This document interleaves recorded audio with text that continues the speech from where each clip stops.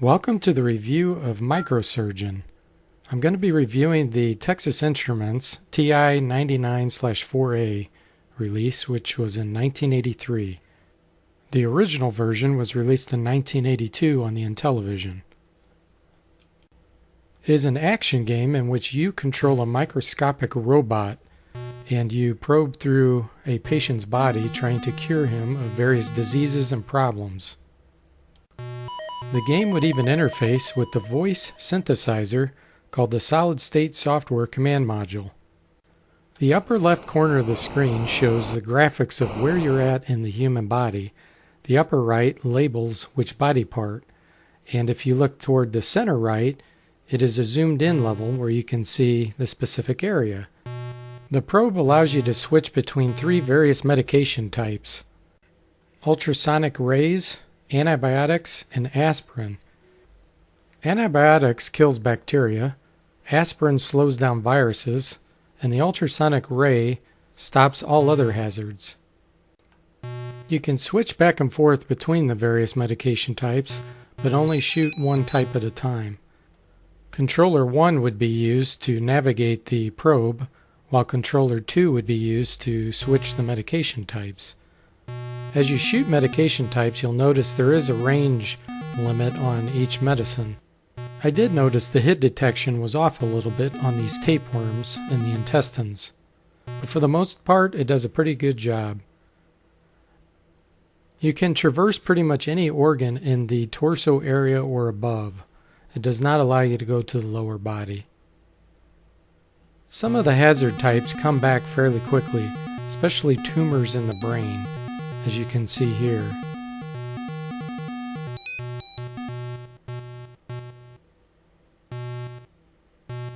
Depending on what type of tissue you're trying to traverse through, it'll slow down the probe. Going through veins and arteries is the fastest way. Here are the different organs that you can actually perform surgery on in Microsurgeon. Although this is an educational game, it is actually a lot of fun to play. The bottom left corner shows you the current state of each organ. If the organ name is highlighted with orange, it means it's about ready to fail. Your goal is to keep the arrows to the leftmost side as much as possible. Here I sped up the camera so you could see cleaning up and how the arrows continue to go left if you're doing a good job. There are 4 different ways to end the game.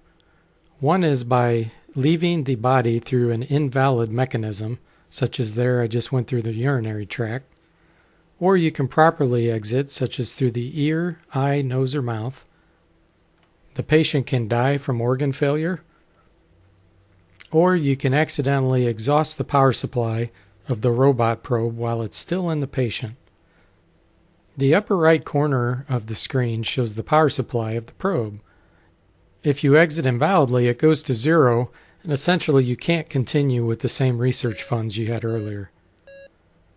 You can listen to the EKG, which is not very useful, but it is a nice touch.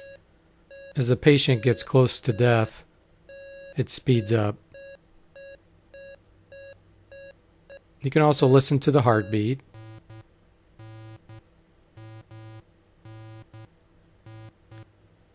The game also has some replay value by being able to choose the patient number at the beginning of the game.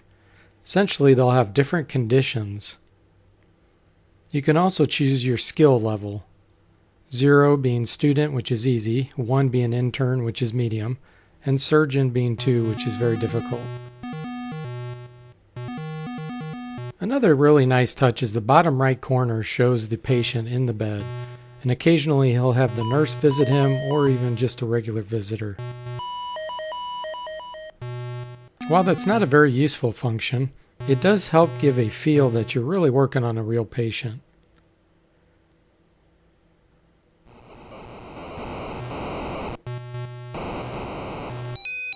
There are various ways in which your robot probe can lose its power supply.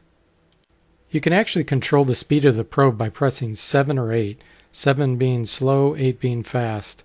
That affects the power. Anytime you shoot medication, you also lose some power. but you can also gain some power by hitting viruses and clearing up conditions.